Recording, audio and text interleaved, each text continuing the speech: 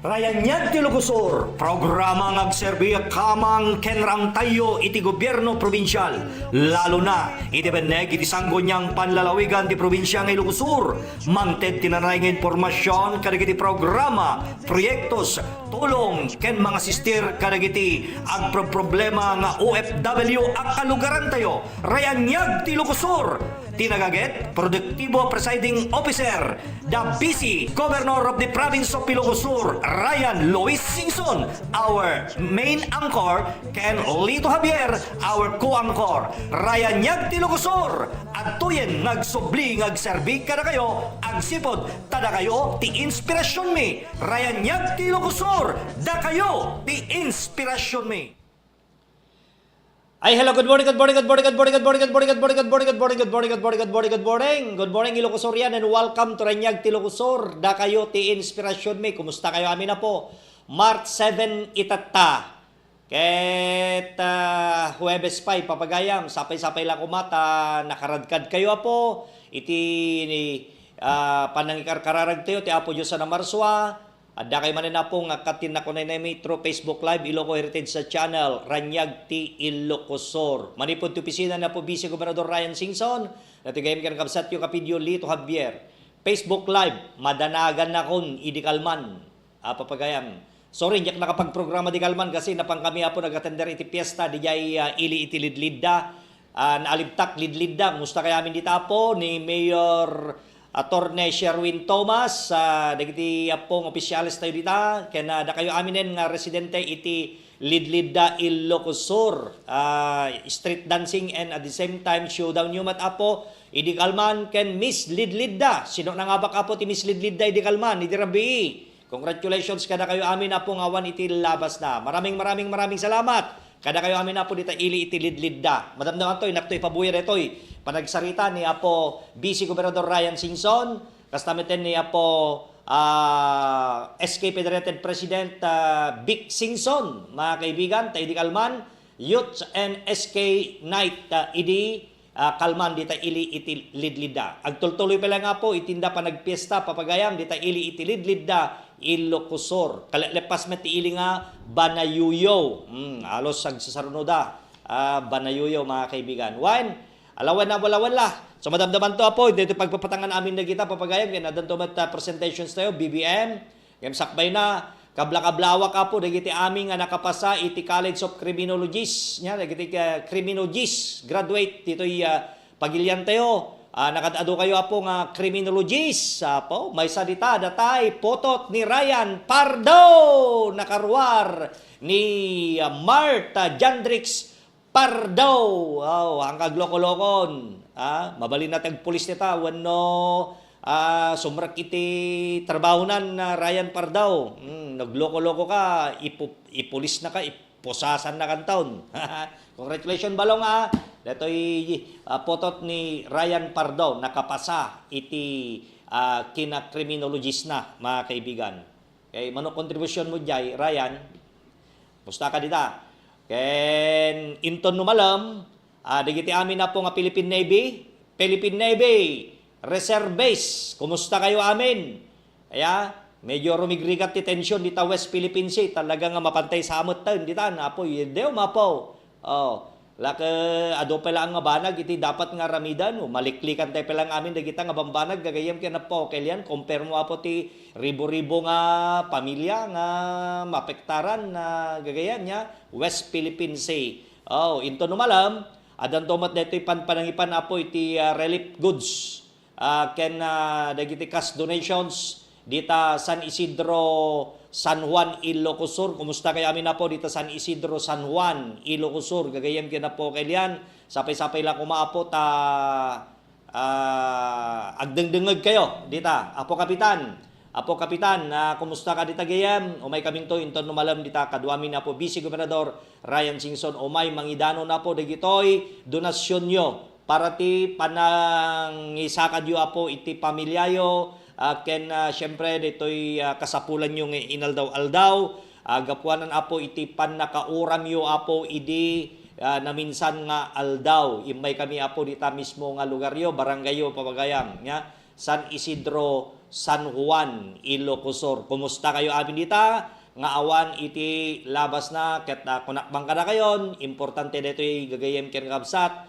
Adda kay to amin apo dita nga awan iti labas na gagayem ken apo kailan nagkikita ito amin wan nagiti amin apo nga Philippine Navy nga kaya naman ito may pumasyarya reservist. See you there mga kaibigan, mga kapatid. Sana all data ito amin di gagayem ken apo kailan wan. Okay po, sige. Kumusta po? Peaceful na peaceful iti probinsya tayo nga Ilocos. Apo kailan katamok neta po nga importante amin di kita nga intayo mata po makikita itata. One? Okay. Balik po tayo sa sa Banayuyaw. Apo kailan di Banayuyaw apo dayjay panagpiestada di jay nakaragrag sa amat tay di kalman ket nagsapa kami adda di jay alas 8:30 dakam di jayan. Papagayam Banayuyaw. Dito'y nyanaga na di festival ang tawag dali yun basta 105th year anniversary panagpesta ti ili nga Banayo lidlidda I should say lidlidda nalibtak lidlidda. Kumusta kayo dita apo mayor? Happy viewing dita ili iti lidlidda Ilocos. Apo mayor Attorney Sherwin Thomas sa papagayam ya. Lagi tayo opisyalis tayo, dapo SK Federated President Victor Singson, dadamait, na po Vice Go Brian Singson, mga kaibigan, eksakto, nadatnan mi di, madaman na po iti showdown dan. Okay? Kita manulak barangay na liya, kaya na po iti showdown, kada gito'y, nagsisigla da, nagpipintas sige jay, props na gito'y taga lidlid da. Ibig sabihin, handa mo paatiwan mga kaibigan, kada giti na dumaduma nga, aktibidades dan gagayem ken na po kailan. Okay? Sige po. Hanggang baybayagan na po, tado pa nagiti ipatangatan ko kada kayo mga kaibigan. Mapangkamin. Okay na kara? Mapangkamin na po di ili itididlidda. Di na video tayo mat apo iti kalman. Head on na po.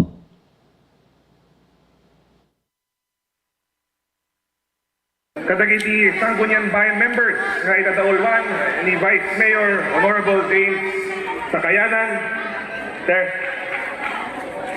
Kadagiti amin nga analiptak ken nagagen nga kutubo ditoy ili tayo nga itadaulwan ni SK Federation President Honorable Marvin Abalos.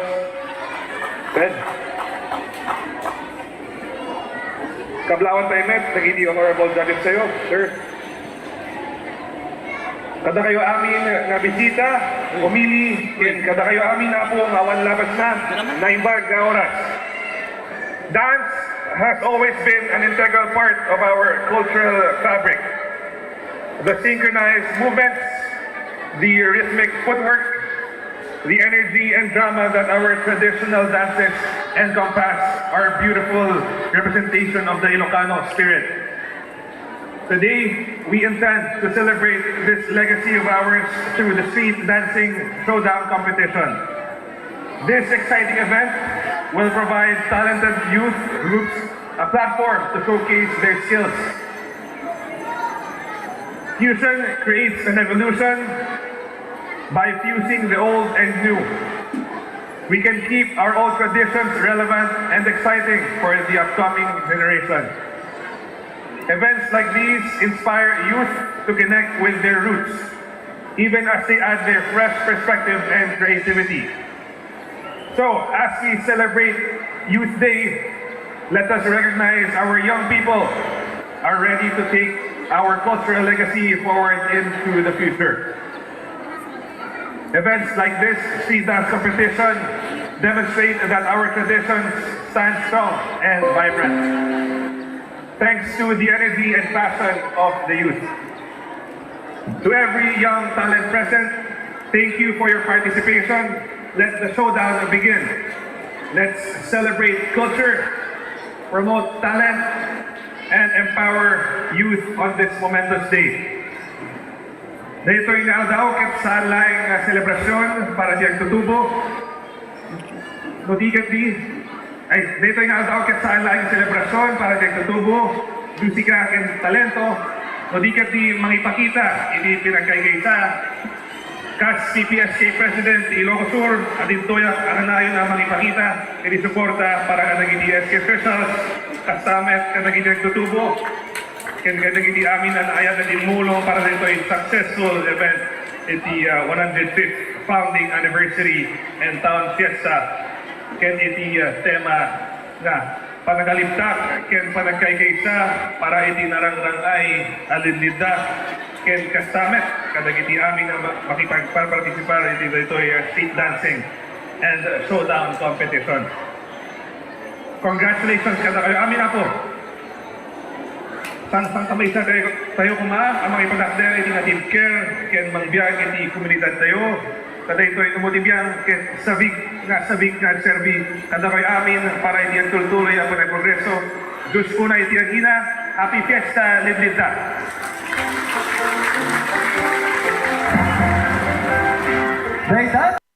Bukal Victor Singson. Ni Victor ako, kalakaksuna, ubing isuna iti inunaan ni Apo Manong Richard. Isong 5 nga tigos lang tilamang nakinyak. Kaya manotawin mo, 23. 1 year apart kami lang Apo. Naununana lang timet nga tawin. Kaya ang yaman ako na kasi ito yung SK, irikan nyo tigundaway nga Sir Binibig. Makikita ka po makwa, nagagit kanalay. Wala na naroon kaya sabik nga Sir B. So at nakatulungan tayo na magkita. Tigito'y napipintas nga programa at proyekto para kagito'y agtutubo.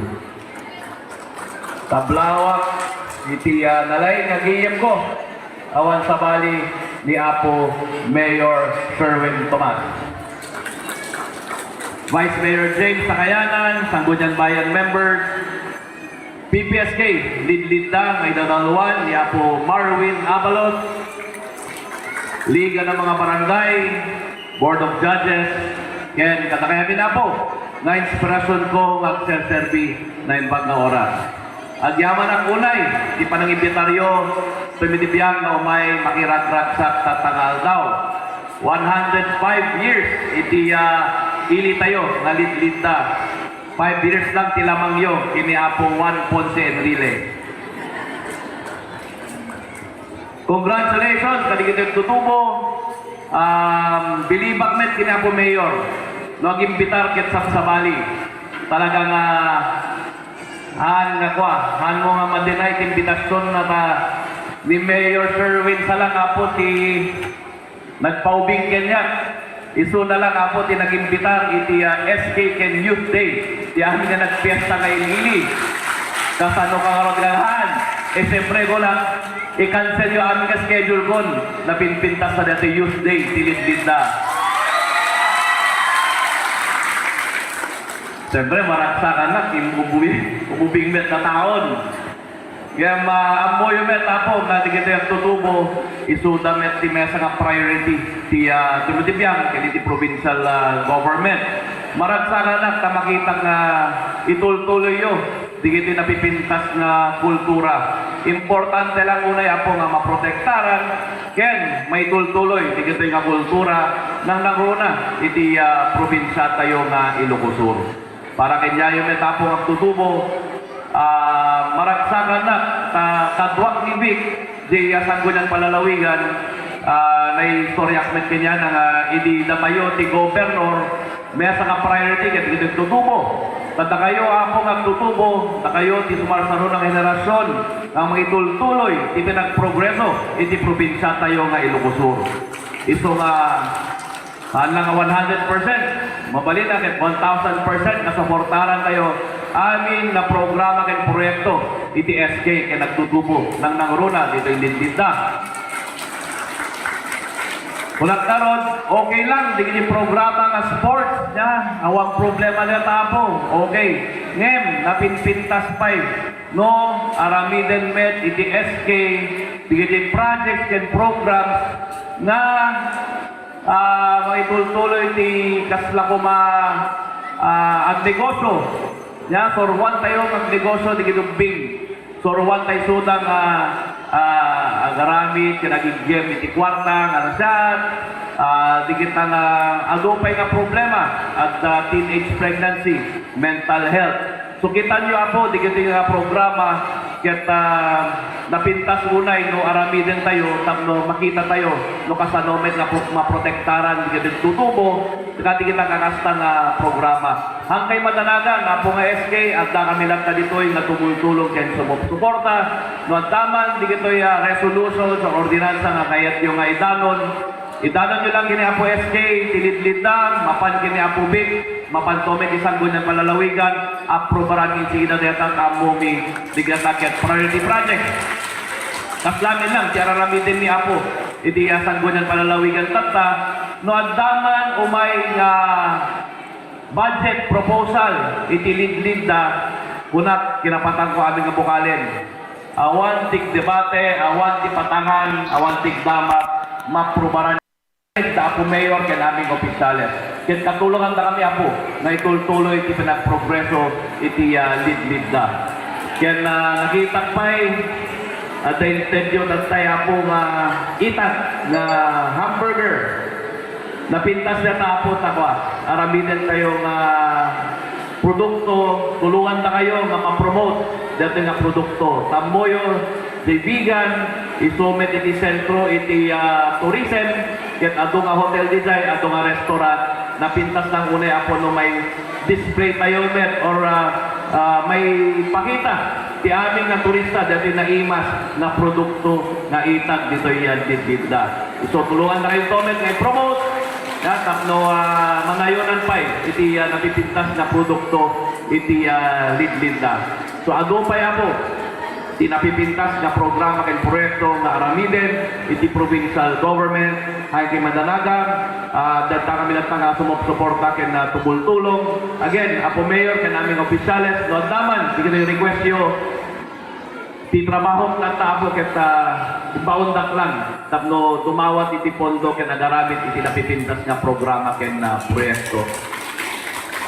Ano sa niyo Apo? Dito basitment nga ited ko na tulong para iti piyesta, magipati ng iti 50,000. Na Apo Mayor, kaya Apo Vice Mayor, Apo ti Maramon, kaya kunada nga ron, kaya tulong para ti panagpiyesta, iti ayaten tayo, na ili tayo nga lid-lid na. Manin na po, kablaw kayo, iti naragsak ng panagpiyesta, at yaman na kunay, di puno na, mailiw na pet servikin niya yun, isong ano, daman manin. Hindi ko din napipintas na event ko dito ilitita. Kaya agayam kayo na Apo Mayor, siguraduwe ka umay na. Manin, narasa ka pa ng piyesta, Diyos nunay, tingin na, katakayan nila po. Yes, thank you, sir. Direkta, ipinalawag kay nabagat ang mensahe ni Honorable Ryan Luis B. Simpson. Again, thank you so much, sir. Thank you so much, sir, for gracing this ceremony.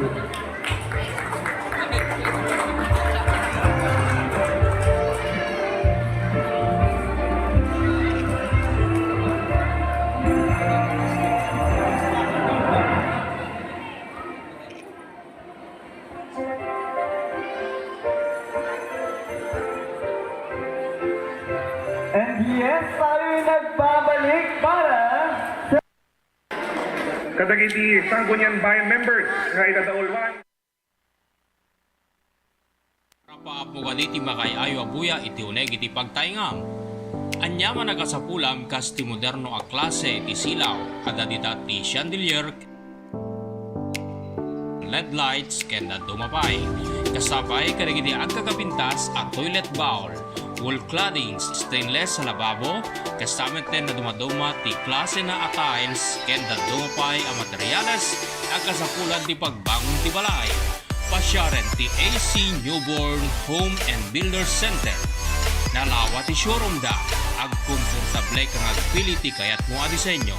Mabalin pa'y nga isuda iti mangi-set up kadagiti katangin. Masarakan sa Rizal Street, Sunpor, Bantay, Ilocos Sur. Imatmatunan na Mr. and Mrs. Alain Chan. Saanen ngagtaktak mapankan sa AC Newborn Home and Builder Center. Nueva Segovia Consortium of Cooperatives. Ti kooperatiba ano bayagin nagseserbi kadang ti Ilocano iti amyanan a Luzon. Ti kooperatiba ang manipapaay ti serbisyo, benepisyo, ken mangisakit kariti empleyado ken miyembro na. si Nueva Segovia Consortium of Cooperatives wano NSCC ket adon tinatulungan na. Babayin medik na mayat alangin-langin ken kooperasyon dagiti miyembro ken mangimatmaton. Adon tinagduroasan ti kooperatiba. Adupay dagiti naynayon ang kasdek akas ti NSCC Farm, Chicharon Processing Facility, Macro Laboratory, kastameten ti NSCC Plaza ken NSCC Business Center. Isungan niya pelang ter orayam makikapengkan iti kadakilan a kooperatiba iti probinsya. Di Nueva Segovia Consortium of Cooperatives suman na NSCC. Imatmatunan na daytoy ni Dr. Gibina Kenny. Aldaw tayo aming kailian, siya ni Jean Pacquiao de Guzman, may isang legit and authorized distributor ni I Am Amazing Pure Organic Barley ni Miss Maritani Fernandez nga nagkaputi Australia. Dating barley tayo kat 100% nga organic, kasama din na FDA approved, halal certified, ken adaan pa iti super brand seal. Dating yung barley tinakatulong kani Miss Maritani Fernandez, iti sakit na nga cancer, kat ikumusan iti 22 years cancer-free isun na. Ni I Am Amazing Pure Organic Barley tayo katandaan iti 68 micronutrients, karaman ng iti amino acids, enzymes, vitamins, and minerals. Isungan ang paspasal ka iti problema iti high blood, cholesterol, diabetes, arthritis, kaya nadunga pa yung ananayan, ipadas mo iti I Am Amazing Pure Organic Barley, na sigurado na makatulong tayo kayo iti sa lugar. Disclaimer na, tibarli tayo kat saan nga maaramat na pangagas, yung basket di, day tikat may salaang na alternatibo, nga mabalin nga makatulong, kadagiti ang yaman nga an-anayan tayo. Tapno mapadas nyo iti visa ti I Am Amazing Pure Organic Barley, mabalin nyo iti tumawag iti numero 0999-880-3995 or 0935-681-7229. Again, siya ni Jean Pacquiao de Guzman, may isang legit and authorized distributor ti I Am Amazing Pure Organic Barley from Australia. Ang init naman dito sa kotse mo, pare koy. Sira na naman kasi yung aircon niya eh. Sira na naman? Di ba kapapaayos mo lang kahapon? Pare, punta ka na kay Elmer Romero ng Romero's Car Aircon. A real air conditioning expert. 100% guarantee. Nakatipid ka na? Aircon mo, long life pa. Kaya punta na sa Romero's Car Aircon. The Denso Authorized Service Center with well-trained technician of Denso Philippines. Hindi lang basta aircon. Romero's Car Aircon. Located at National Highway, Balaling and Agay, Bantay, Ilocos Sur. For information, call or text 0939-922-8485. Lisensya ba ang problema mo? Yes, Jaila Driving School ang puntahan mo. I love it. A driving school accredited by LTO. They offer TDC or Theoretical Driving Course. Kailangan ito para magkaroon ka ng Student Permit. PDC naman or Practical Driving Course para sa mga kumukuha ng mga non-prof or professional driver's license. Upgrading of restriction code. Ito naman para madagdagan ang klase ng sasakyan na pwede mong imaneho o di kaya ang Special Driving Course para sa mga gustong matuto ng tamang pagdadrive ng motorsiklo, tricycle, four wheels, manual or automatic, at iba pa. It's great to learn these. Jaila Driving School. Garantisado ang serbisyo. Mababait at masisipag pa ang mga magtuturo sa inyo. You got it right. Kaya madali kang matuto. Beautiful day. Jaila Driving School with its main branch located along Quirino Boulevard, Barangay 9, Kuta, Vigan City. And soon, Sinait Branch located National Highway, Kalanutian, Sinait, Ilocos Sur. Enroll now at Jaila Driving School. Put the key in the ignition. Invest in driver's education. For inquiries, call 0966-981-0745 or 0922-867-4357 or visit their Facebook page, Jaila Driving School. Enroll now. As the heritage province of the North reopens to tourists, it launches the all-new Tour Ilocos Sur app. A quick guide to Ilocos Sur at your fingertips.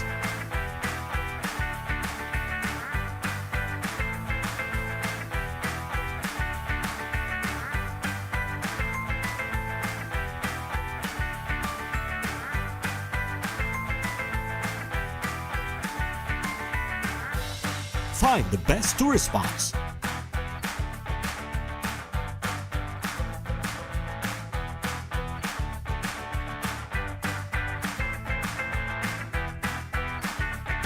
Hotels.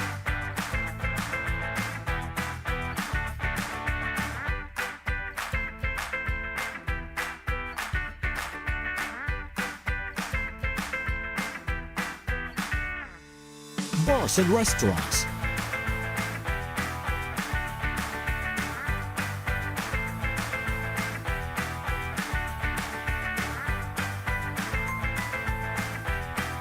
And authentic Ilocos Sur products and food.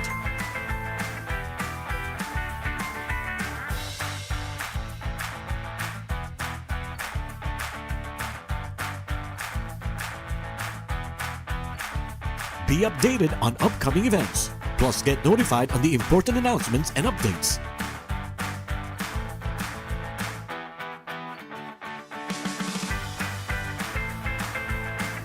Available for global download on Android and iOS. The Tour Ilocos Sur app.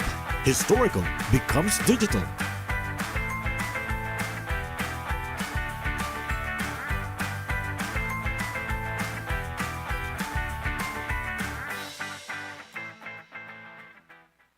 Pakilala ang ating panauhing pandangal, ang kalihim ng Kagawaran ng Ugnayang Panlabas, Secretary Enrique Manalo.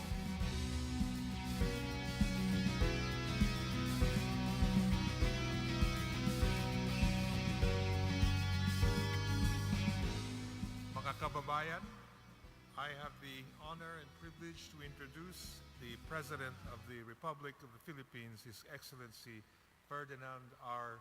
Marcos Jr.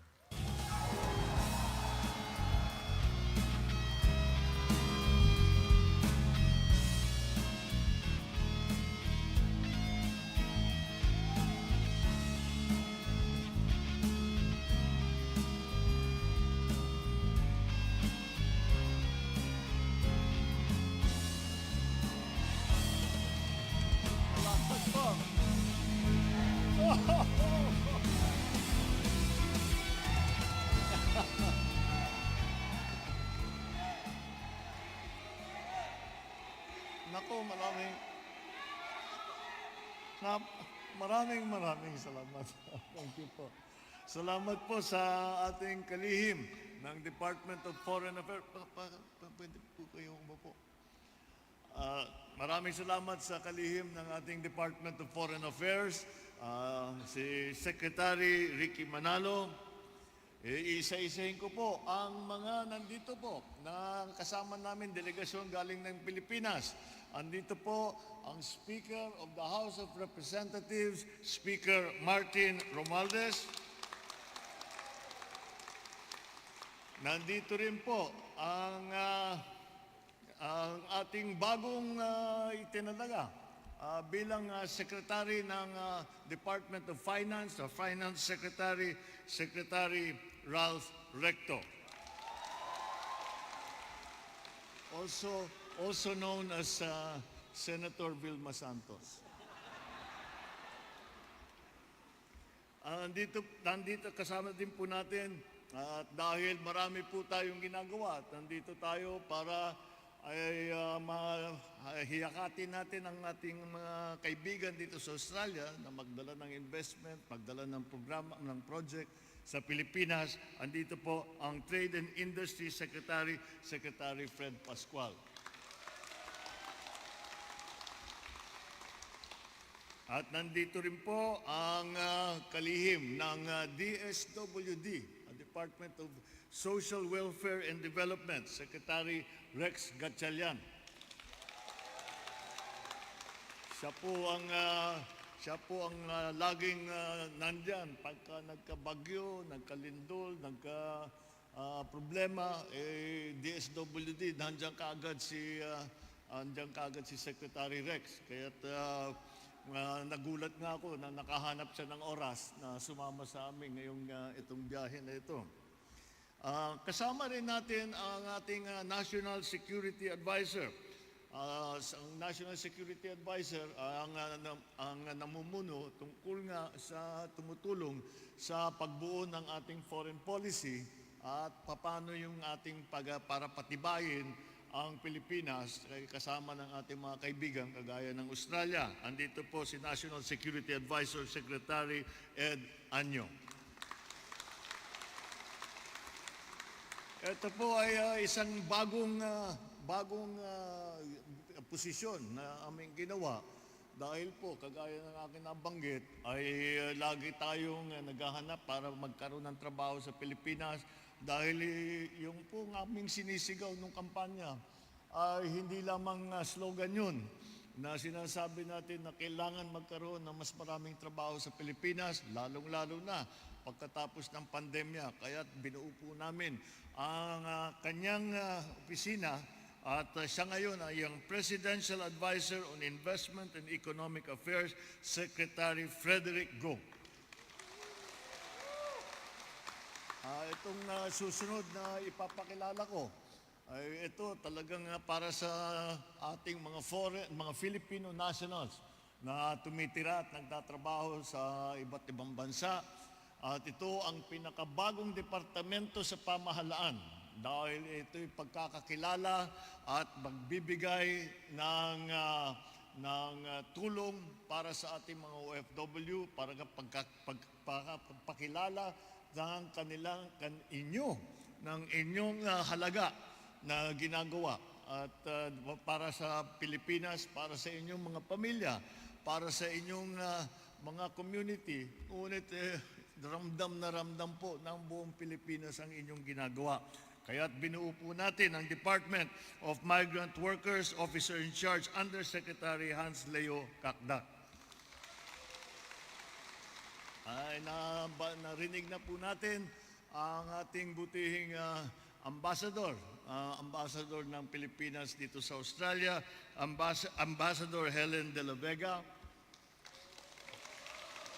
At siguro ito, mas kilala ninyo, yung inyong congen dito sa Melbourne, Consul General Maria Lourdes Salcedo. Aba,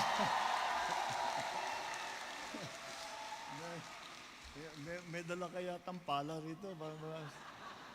Ano to, puro kamag-anak mo? So, and all the other officials of the Philippine Embassy in Canberra and Philippine Consulate General here in Melbourne. At hindi magiging buo ang aking pagpakilala kung hindi ko naman ipakilala ang aking mahal sa buhay na si First Lady Luis Araneta Mangel.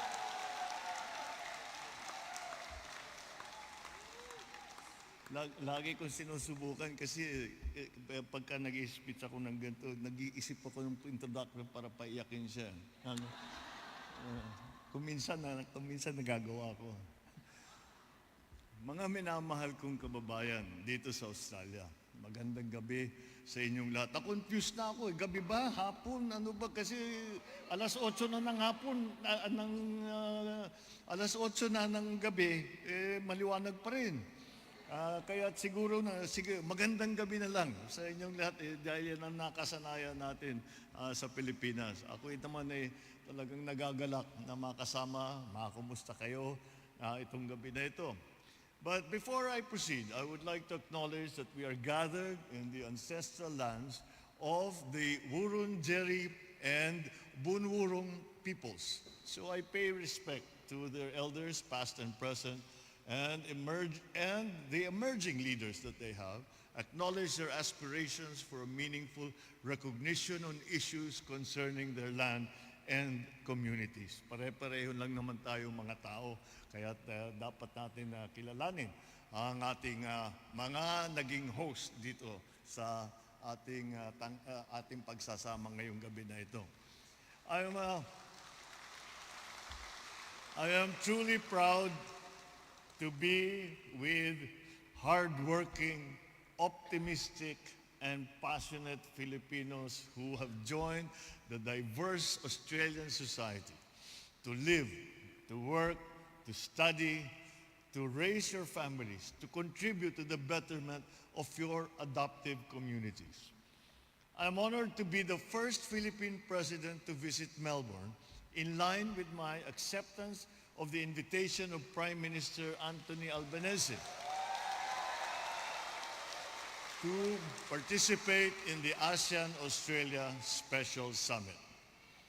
Through this engagement, I wish to contribute and effectively convey our country's desire for strengthened regional security, greater people-to-people relations, more robust trade, and an amplified level of foreign investment.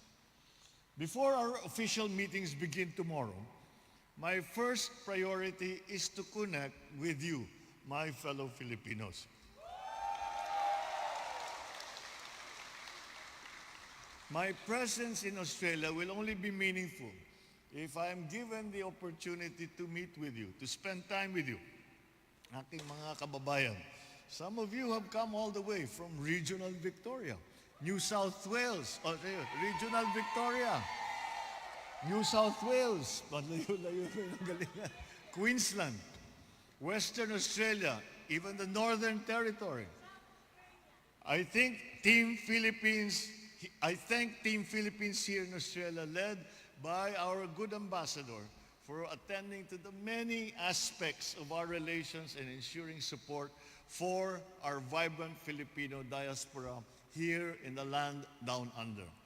Alam niyo po, ang katotohanan niyan, kapag kami nagbiyahe at siyempre, kaunti lang naman ang oras namin dito, kaya ang schedule namin talagang punong-puno.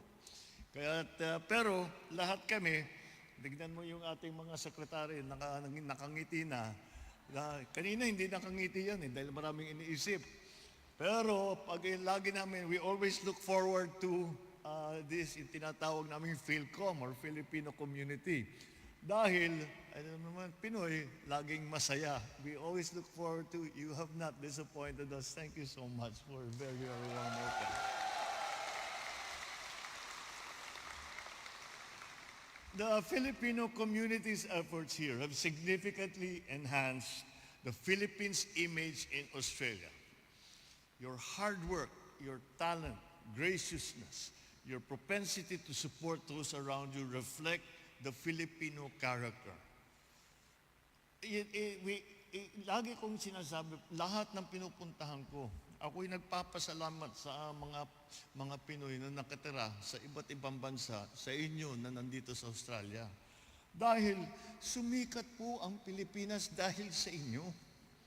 Sumikat ang Pilipinas dahil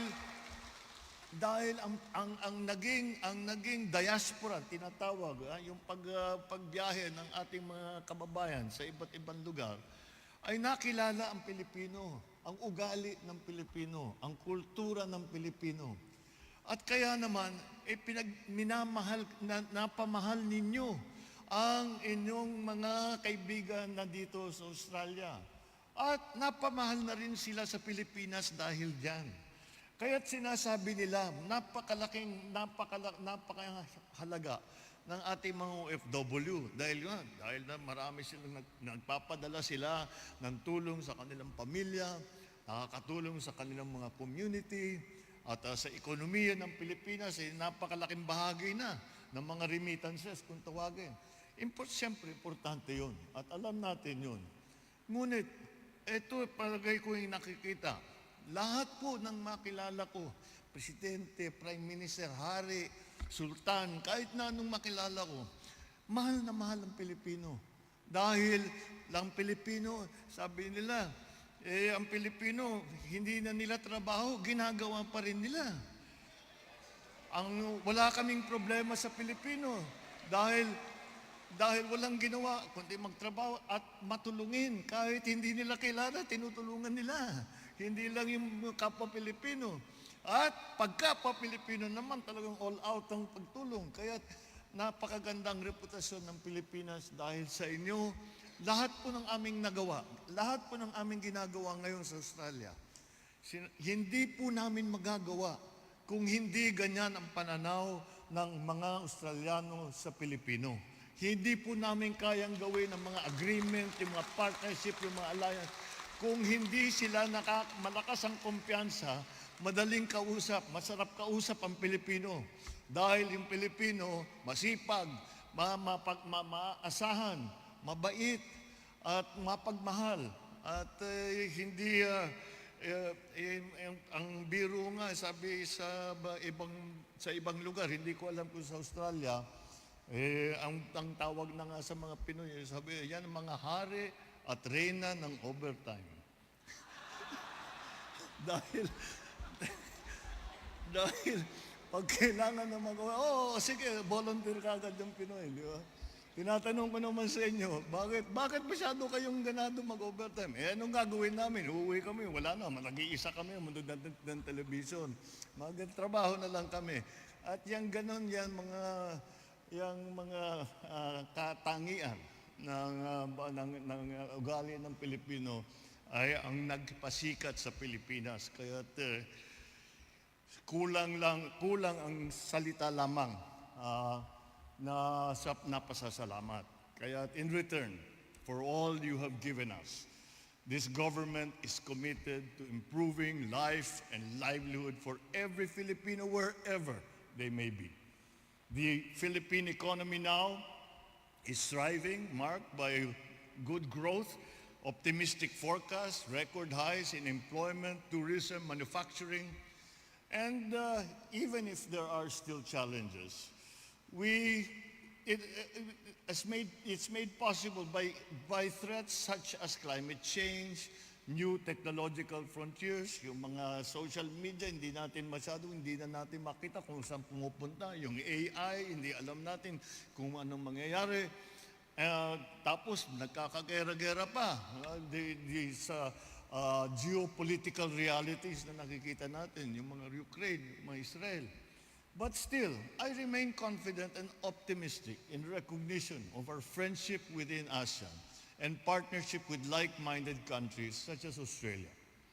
We hope to continue to be an advocate of action founded on mutual trust, respect for sovereignty, and adherence to international law, including the UN Convention on the Law of the Sea. So, with the active participation of all sectors of society, including and especially overseas Filipino, we are on track to achieve our agenda for social and economic transformation. Ang salita po na ginagamit ko is transformation. Dahil alam niyo naman po, kagaya paulit-ulit kong sinasabi sa kanilang lahat na makausap ko, COVID changed everything. And that's why we have to change along with it. And that is why we have to transform. We have to transform our bureaucracy, we have to transform our government, we have to transform the way we do business, we have transformed the way we do business, the way we go to school, all of this, nagbago lahat. Kaya kailangan naman ay makapag-adjust tayo, and ang tanging solusyon diyan ay we have to transform not only the structures of government, not only the businesses, the business community, but also we have to have a change in ourselves. And what change do I talk of? Kaya napapag-usapan po yung bagong Pilipinas. Pag sinasabi po natin yung bagong Pilipinas, dahil dapat maalala ng Pilipino ang kanyang sariling halaga. Kung minsan kasi tayo, sinasabi natin, hindi, mas maganda, imported yan, mas magaling yung mga, hindi na totoo yun. Matagal nang hindi totoo yun. Dapat kilalanin din natin, kinikilala natin ang galing ng mga iba, ang mga nasa ibang bansa. Ngunit mahalaga rin, kilalanin ninyo ang halaga at ang galing at ang sipag at ang husay ng Pilipino. Ipagmalaki natin. Kaya lagi natin po ipinagmamalaki, sinasabi natin, kahit saan mo ilagay ang Pilipino, kahit saan mo dalhin yan, ay magsusumikap yan at magiging successful yan. Kaya yan po ang kailangan pagbaguhin, ang binabago po natin sa bagong Pilipinas. And I continue to commend you for your contribution to the country that nurtured you and provided the foundation for your success. Provide comfort and support for your fellow Filipinos, especially those aging in a foreign land. Embrace and celebrate your Filipino heritage. Pass on this love for the Philippines to your children, to your grandchildren, to all the generations that follow. Teach them what the Philippines is.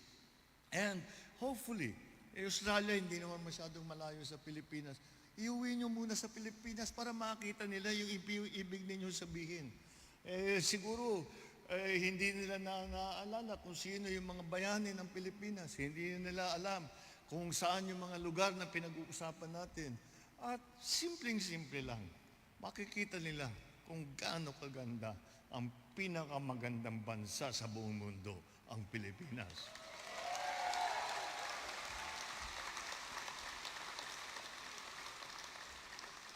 Let us always remember the adage that is true, that home is where the heart is. So cherish your Filipino identity, because in that way you remain connected to us, to the Philippines, no matter where you are.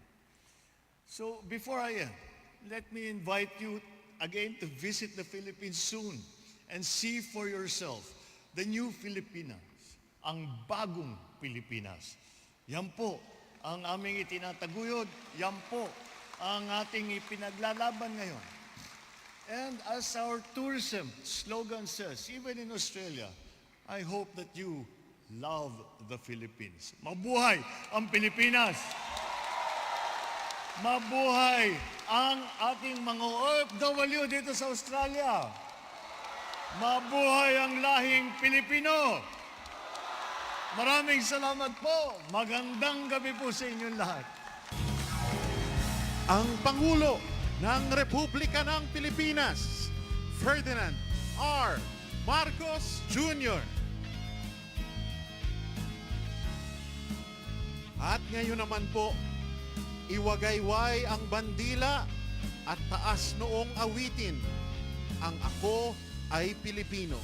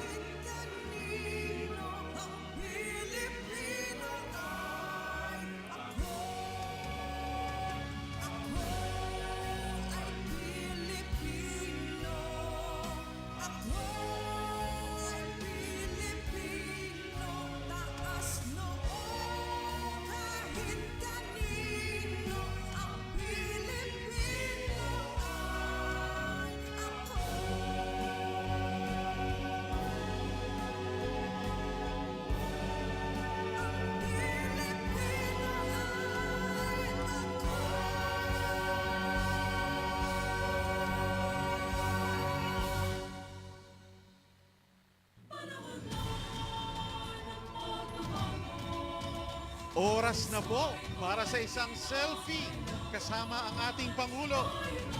Manatiling nakatayo, iwagayway ang bandila at ipakita ang ngiti ng isang nagkakaisang bayan.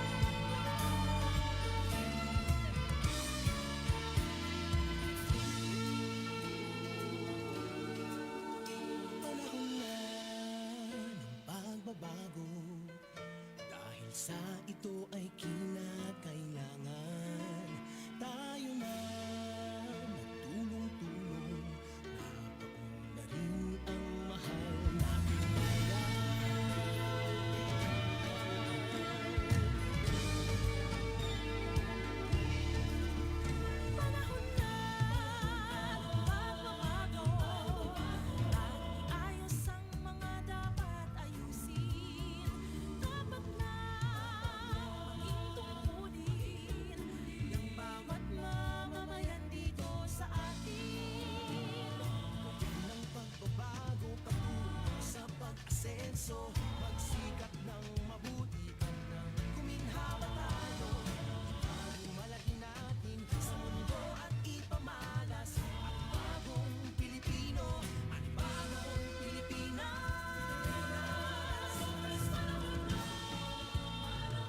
Muli, iwagayway ang ating bandila. At ipakita ang ngiti ng isang nagkakaisang bayan.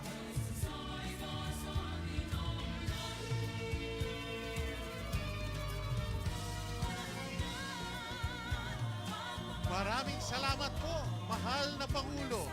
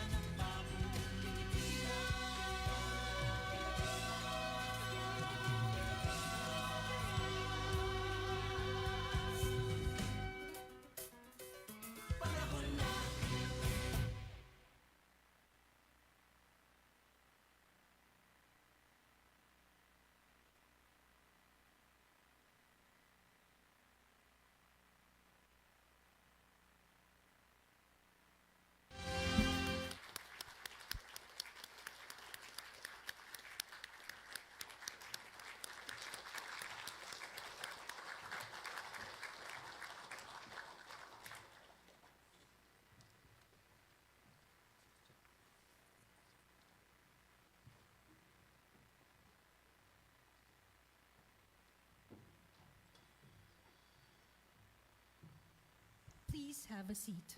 Thank you.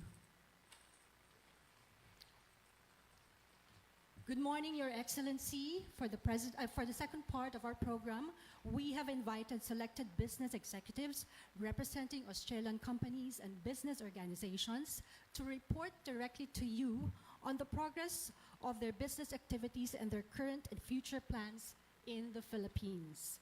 Our first speaker is the President of the Australia-Philippines Business Council, or APBC. Please welcome Mr. Rafael Toda.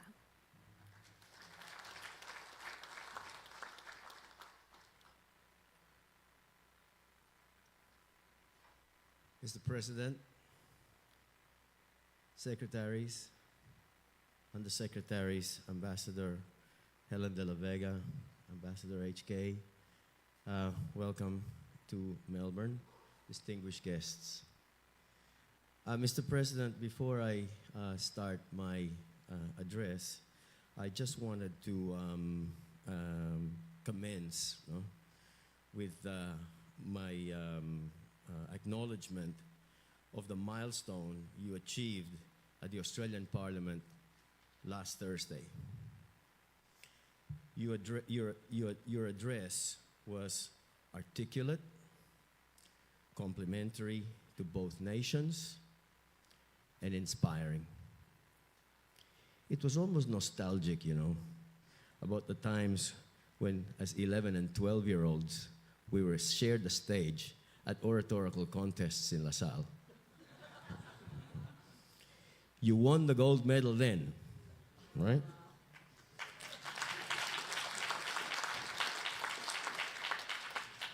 But in my reckoning, you won the platinum on Thursday.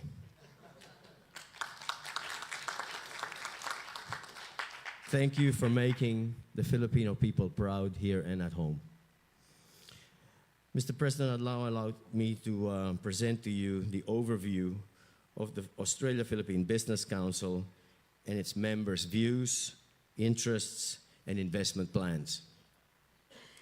In May of last year, Australia published the Southeast Asian Strategy Plan for 2040, where it identified opportunities for Australia and for Australian businesses in the region. For the Philippines, Australia identified 4 key industry sectors with tremendous growth potential and has committed to actively encourage Australian industry to think Filipino and engage. The four sectors include education and skills, agriculture, resources, and green energy transition. The APBC has closely aligned with the Australia's findings and developed collaboration skills with its members and Australia organizations to maximize these opportunities. We also work closely with our Filipino counterparts, the Philippine-Australia Business Council and the Australia-New Zealand Chamber Philippines, sharing information, actively supporting each other with cross-border opportunities. APBC is pleased to report its early progress in the following areas. In education, Murdoch University from Western Australia is actively pursuing student engagement programs and with a number of Philippine universities. They are also working on institutional collaboration, having signed an MOU with DOST in April of 2023 to assist the development of the Philippine Virology Center in New Clark. It would be of interest to you to know that one of their international partners is another former classmate, John Lednicki. Yes, now an international leading light in infectious diseases and based in the University of Florida, and sends you his regards. Another APBC member is Disrupted IT, an Australian tech company powered by Filipino engineers. Its core focus is founded on three pillars: education, hands-on vocational training, and innovation. The Filipino cybersecurity engineers rotate their Australian technical skills through their technical hub in Townsville, in James Cook University in Townsville, allowing them to gain commercial experience in advanced cybersecurity tools. Today, they too will be signing an LOI with NDC. Following their early milestone today, Murdoch University is signing an MOU with National Development Corporation to establish the Southeast Asian Biosecurity Institute in the Philippines, aimed at enhancing the human and infrastructure capacity of the Philippines. It will ensure biosecurity preparedness into the full value chain, improving our Philippine plant and animal-based exports, directly addressing this imbalance of trade. A world first, it is envisaged the Institute will be accessible to the other Southeast Asian nations and deliver economic, social, and environmental benefits, not only for the Philippines, but also for our immediate neighbors. Murdoch University has partnered with Kansas State, the University of Florida again, and will collaboratively partner with NDC and government agencies as local and local universities to establish the Southeast Asian Institute in the Philippines. In resources, APBC is addressing the opportunity to tap the $1.3 trillion of the mining industry opportunities in the Philippines by forming a strategic alliance with OSMINE, the leading industry association for Australian mining, equipment, technology, and services. They promote the global advancement of technology and innovation in mining. Late last year, again, Murdoch University, in partnership this time with the APBC, applied for a grant from the Australia-ASEAN Council, who are hosting today, this week for you, right, to deliver an R&D roadmap for the extraction of critical metals. It is proposed to develop a template for clean mining, including mineral processing, using environmental, social, and culturally responsible processes. If awarded, The grant will be the fund of the grant will go directly to the DOST project. I'm reasonably confident that this application will stand robust scrutiny. I'm confident that we hopefully will be very successful. This is best practice, will serve the Philippines well. And the R&D roadmap will guide the Philippines' transition to clean energy and clean mining. In the green energy transition sector, the APBC has introduced Cyclone Energy to the Philippines, an Australian company with a unique environmentally focused waste-to-energy technology and process. Cyclone is establishing a footprint in the Philippines in partnership again with NDC and local Philippine investors. Its technology is capable of producing 4 outputs: electricity, diesel, gasoline, and sustainable aviation fuel, or SAF. Its first Philippine project is to produce diesel out of municipal solid waste, including plastics. The first production plant is expected to take 950 tons a day of municipal solid waste, producing 55 million liters of diesel per year. And that's just the first plant. Concurrently to this milestone, the R&D process will commence to derive SAF from aviation, for aviation in partnership with 4 universities in Australia, as well as UP and De La Salle universities in the Philippines. The overall outcome will also help address landfill, our challenges there, and land rehabilitation. The Cyclone process, right, and technology is a world first, and it's happening first in the Philippines. Thank you very much. Thank you, Raf. Thank you, Raf, for sharing an interesting report. Our next speaker visited the Philippines in July of last year to sign an agreement on the establishment of the first ever lithium-ion battery manufacturing facility in the Philippines. Please welcome the founder and deputy chairman of St. Baker and Energy Innovation Fund, Mr. Trevor St. Baker. Well, Mr. President, Secretaries, Excellency, HK, and distinguished guests, it's such an honor to have a Mozambique gigafactory seen as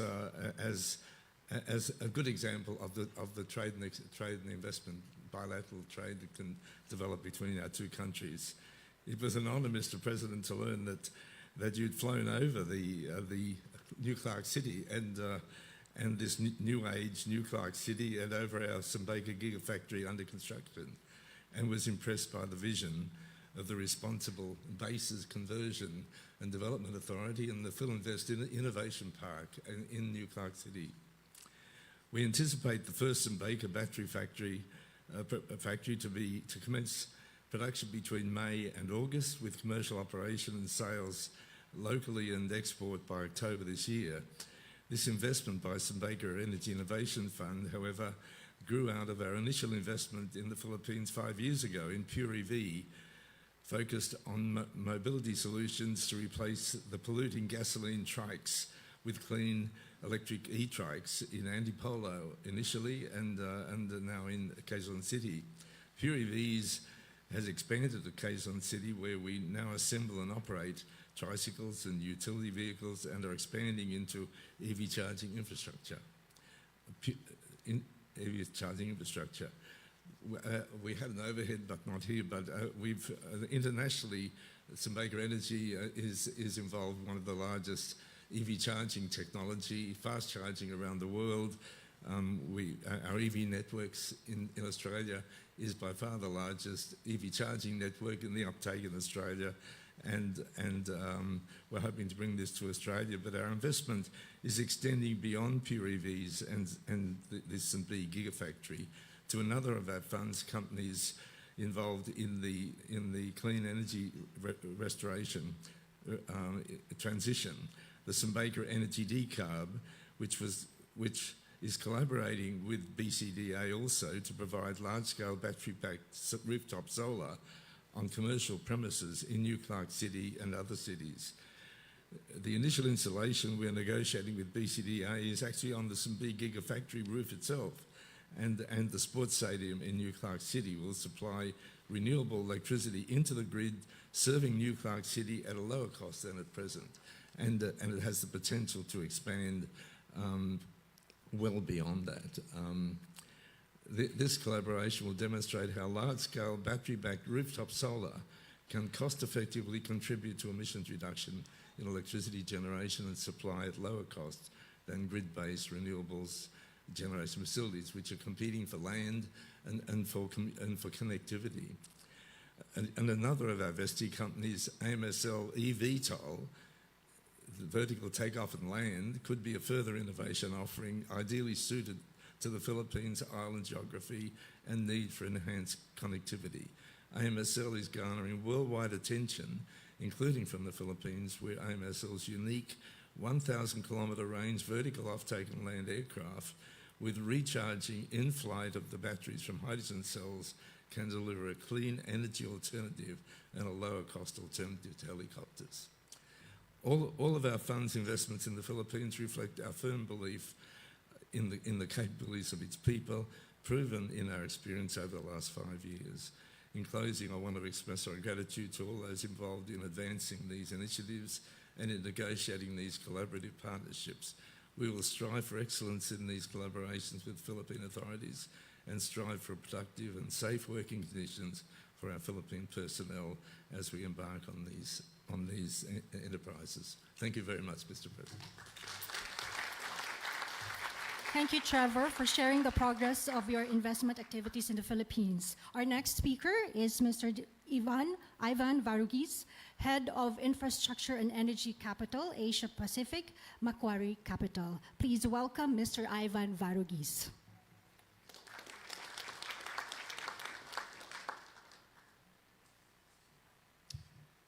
Mr. President, Secretaries, Ambassador De La Vega, Ambassador Yu, distinguished guests, ladies and gentlemen. It's a real privilege to be standing here today to present on behalf of Macquarie. We, as a business, really value our ongoing relationship with the Philippines government and your office. This year marks our 20th anniversary in the Philippines.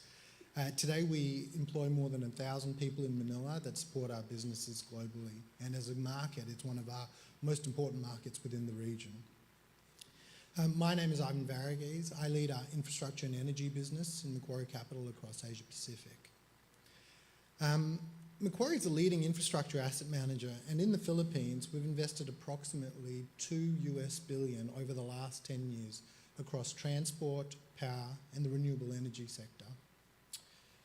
Macquarie Asset Management is a global expert in the financing and development of renewable energy, and today we have more than 105 gigawatts of projects under construction or in development, and are looking to deploy that expertise in the Philippines to support your country's renewable energy targets.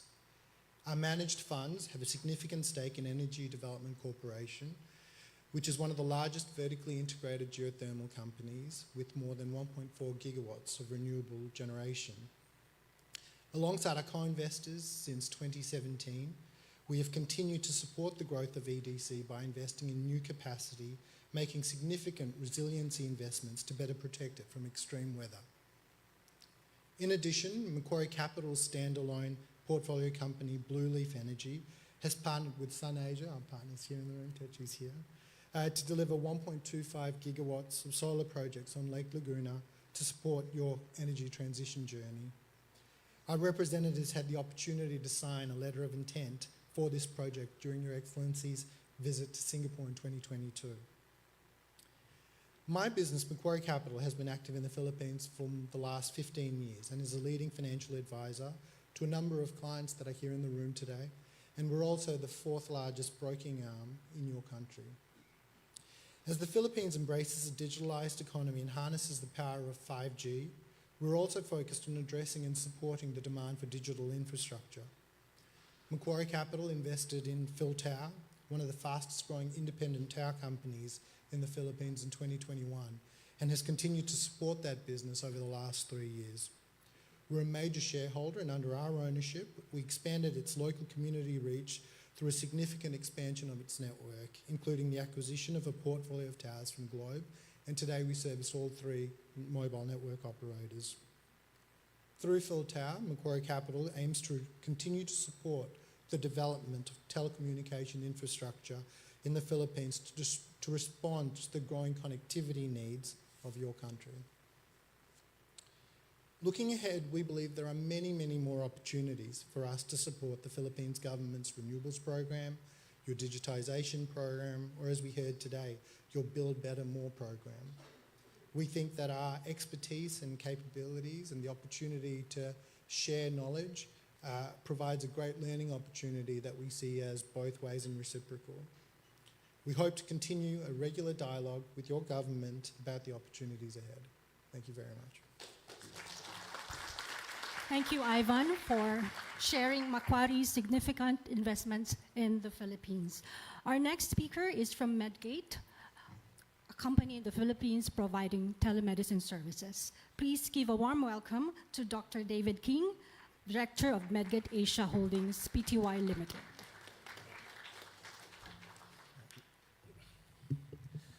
Mr. President, Honourable Secretaries, Her Excellencies Ambassadors de la Vega and HKU, distinguished guests, ladies and gentlemen. It's my pleasure to give you a brief introduction to Medgate, a provider of telemedicine services in the Philippines. Medgate Switzerland was founded over 25 years ago in Basel, Switzerland, as an international pioneer of telemedicine services with the express purpose of providing medical services virtually through interactions with doctors and patients. Medgate established operations in the Philippines in 2015, backed by a group of Australian investors serving health maintenance organisations and their beneficiaries. We currently have the capacity to take over 3,000 calls each day. In 2020, we provided a COVID hotline for the Department of Health in the first 6 weeks of the pandemic, and in that time we serviced over 70,000 calls from Filipinos. Today we continue to service our HMO customers, and we work closely with the government agencies to expand our capabilities and deliver a broader range of services. As to the future, Medgate will continue to provide services to our HMO customers whilst expanding our offering to retail customers. We will partner with the government agencies and the Department of Health in delivering services to disadvantaged Filipinos, particularly around tuberculosis prevention. We will expand our digital tools portfolio to expand our capabilities with particular emphasis on artificial intelligence, working in conjunction with what we call AIDA, which stands for Artificial Intelligence Decision Assistant. It is an artificial intelligence engine developed solely for Medgate in collaboration with the IBM Watson that assists in the triaging of patients. We're also advancing our plans to use the Philippines as our base to expand our services in other ASEAN nations. As to the landscape in which we operate, our focus is on the utilisation of digital tools to deliver medical services virtually. We welcome the administration's digitalisation focus and look forward to the benefits that it will bring to the delivery of these services. Medgate looks forward to working with the administration agencies and partners in enriching the lives of Filipinos, providing better and more accessible healthcare, and particularly in assisting in the eradication of tuberculosis. We have a vision of creating multiple telemedicine centres in the Philippines, servicing Department of Health beneficiaries and employing over 1,000 Filipinos in the coming years. Thank you for your attention. Thank you, Dave. And thank you for your mission of enriching the lives of Filipinos through better healthcare. We now focus on initiatives on mining and mineral resources, and this will be shared to us by the chairman of the Philippines-Australia Business Council, Attorney Dennis Quintero.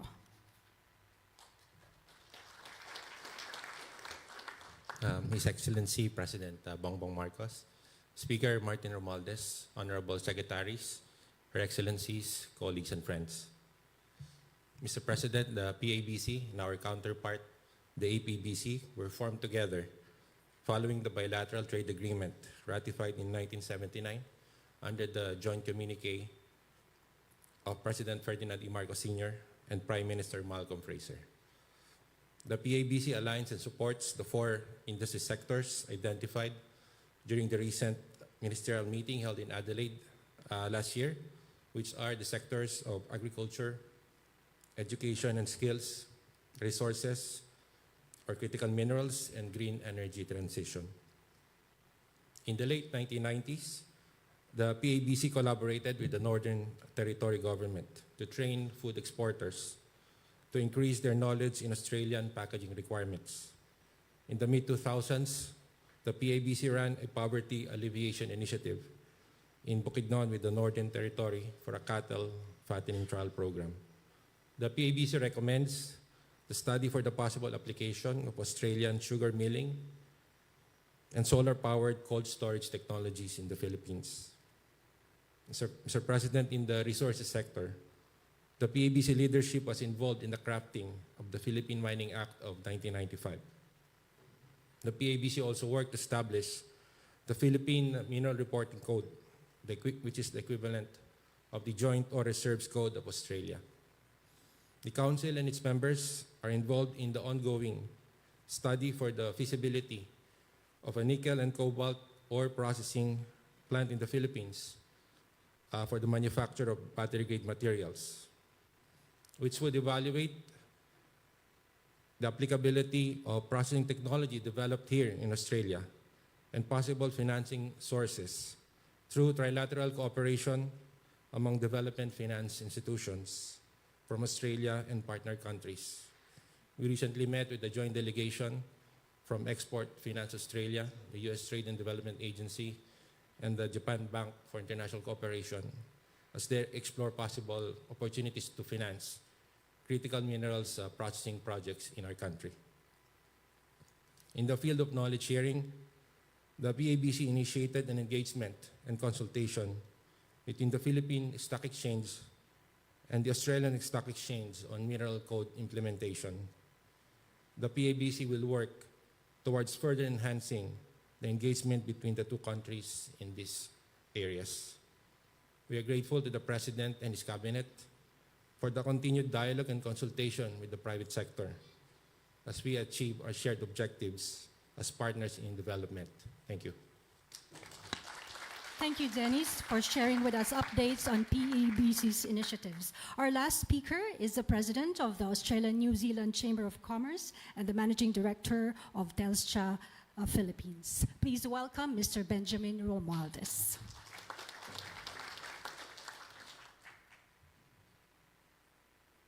Mr. President, Mr. Speaker, Honorable Secretaries, I'm privileged to address you today. In 2023, the IT and business process industries contributed 12% to the Philippines' GDP. The Philippines holds nearly 20% of the global IT business process share, generating over $35 billion in revenue and expected to grow by at least 10% over the coming year. In addition to the revenue, the industry provided direct employment to over 1.7 million Filipinos. The indirect employment factor is estimated at nearly 3x. With a median age of only 26 years, our workforce is young, highly educated, proficient in English, and adaptable to the global market. Each year, our universities produce over 800,000 graduates across various disciplines, and of that number, 50% specialize in business administration, engineering, and technology-related fields, which is significant for us. Member companies of the Australia-New Zealand Chamber of Commerce participate in a broad range of industries, including professional services, infrastructure development, mining, logistics, financial services, telecommunications, and many more. But one of our largest represented industries is information technology and business processing. Combined, 17% of our membership is in this sector, and an additional 6% are in other sectors where a significant portion of their business is derived directly from BPO companies and related activity. These include recruitment and staffing agencies, real estate, and consulting. These are significant numbers for a chamber that isn't dedicated to this industry, which illustrates their reach. Today, I'm going to discuss the thriving landscape of the IT BPM process industries in the Philippines, exploring its evolution and the wealth of opportunities it presents. The industry started with contact centers and eventually shifted to back office and shared services work such as finance and accounting and HR operations. However, beyond those roles, there are still growth areas that have yet to reach their full potential. Here are just a few examples. With a 15% growth rate, the creative industry is one of the fastest growing subsectors. Additionally, the convergence of technology and healthcare has given rise to an expanding subsector within the BPO industry. And also on the rise in the sector are legal processing and research. While we come from different legal systems in the Philippines and Australia, the training and skills of legal professionals in the Philippines still apply to paralegal work, from simple to highly specialized. And also from Australia, ANSCHAM sees high demand for Filipino engineers. Among all this growth, companies are managing more data and complex processes than ever before, and this is giving rise to higher value functions such as data sciences, artificial intelligence development, and software development. With the Philippines having over 800,000 kilometers of fiber optic cables and central to the region's undersea cables, a contributing factor to the growth rates of data centers, which in turn is creating demand for network engineers and cybersecurity professionals. Across all these subsectors, from creatives to healthcare, from legal to cybersecurity and AI, we see this growth continuing for years to come. To further encourage trade and investments, ANSCHAM appreciates and supports the Philippine government's efforts to enhance the ease of doing business at both the national and local government levels. Continuing to streamline processes will create a more attractive environment for foreign investors. And secondly, our education system can be future-proofed by placing a focus on new technologies, including artificial intelligence and cybersecurity. By preparing our youth for the jobs of the future, we ensure sustained growth and relevance in the global marketplace. And together, we can make the Philippines' IT and business process industries more than a destination for traditional services, but a hub for innovation and high-value functions. Thank you. Thank you very much, Benj, for your remarks. We would like to call all our distinguished speakers to please come on stage for a photo opportunity with the President.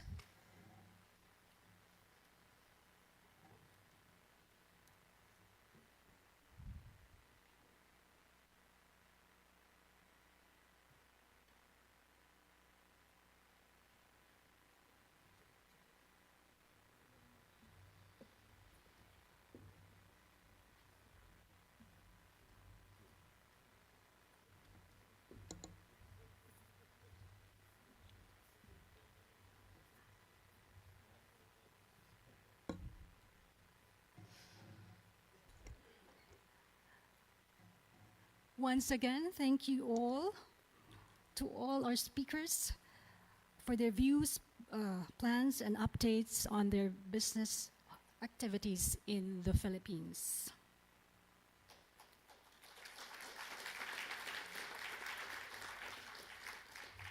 At this point, ladies and gentlemen, we would like to call Secretary Alfredo Pascual of the Philippine Department of Trade and Industry to introduce the next part of the program.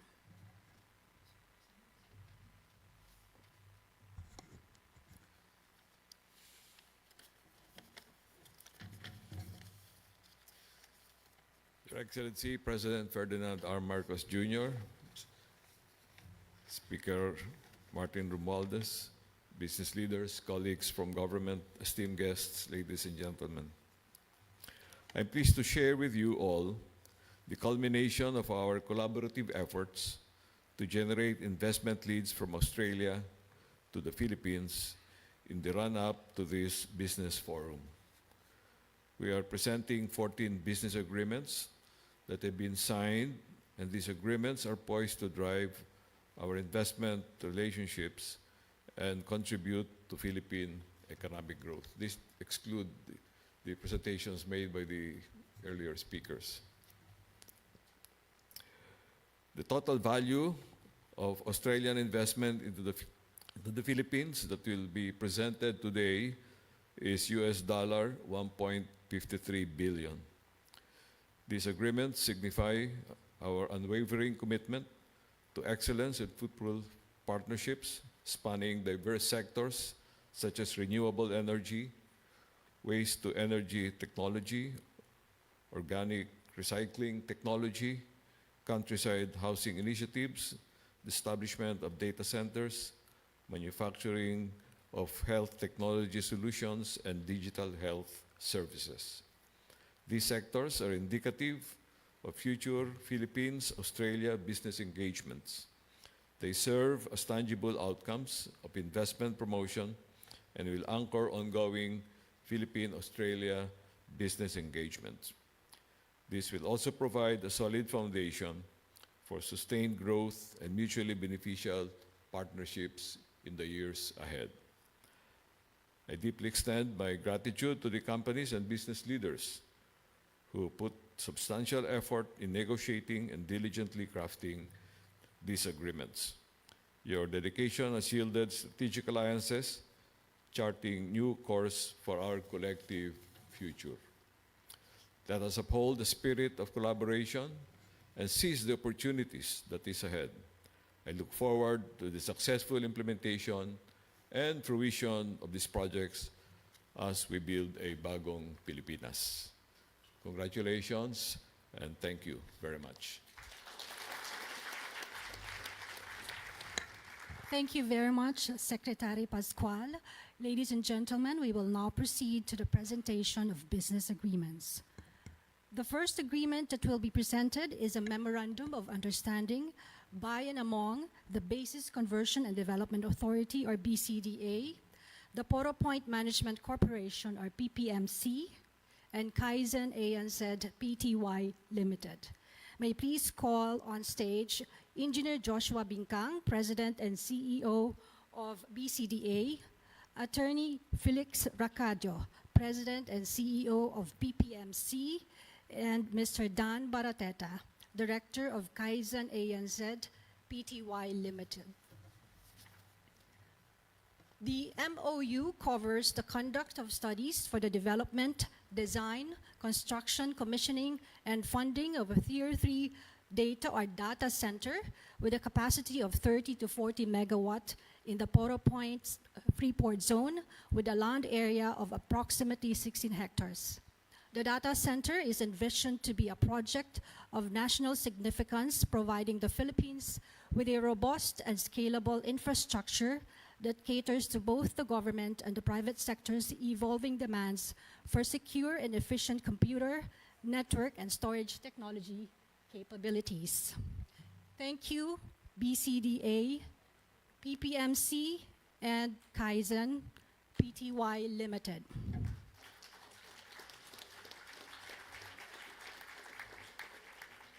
The next agreement is a Memorandum of Understanding between the Basis Conversion and Development Authority and St. STB Battalion Gigafactory Incorporated, or STB, on the expansion of STB's next generation battery manufacturing and export operations in New Clark City. May we call once again Engineer Joshua Bingkang, President and CEO of BCDA, and Mr. David Bryson Gabbery, Chief Revenue Officer and Head of Strategy of STB Gigafactory Incorporated.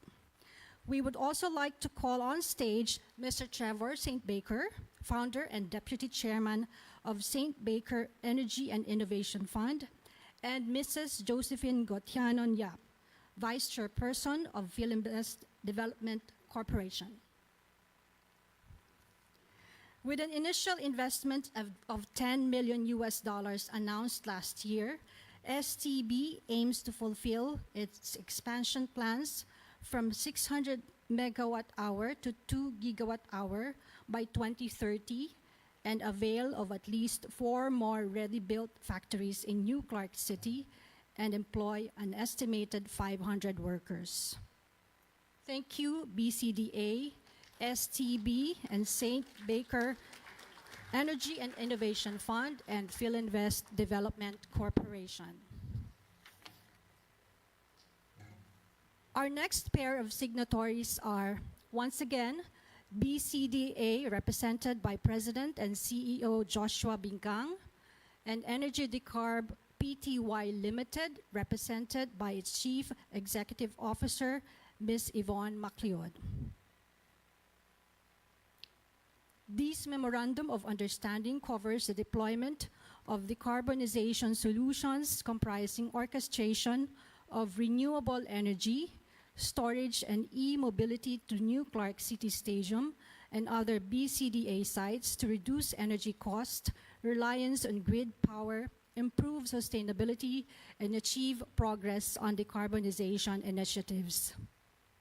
Thank you very much, BCDA and Energy Decarb Pty Limited. The next agreement is a Memorandum of Understanding for a collaborative partnership on the development of an electric transportation framework throughout the properties associated with BCDA in the Philippines. We would like to call Mr. Stephen St. Baker, Executive Director of Passenger, Urban, and Rapid Electric Vehicles Solutions Incorporated, or Pure EVs, for the presentation of this agreement, together with, once again, BCDA President and CEO Joshua Bingkang. Thank you very much, BCDA and Pure EVs.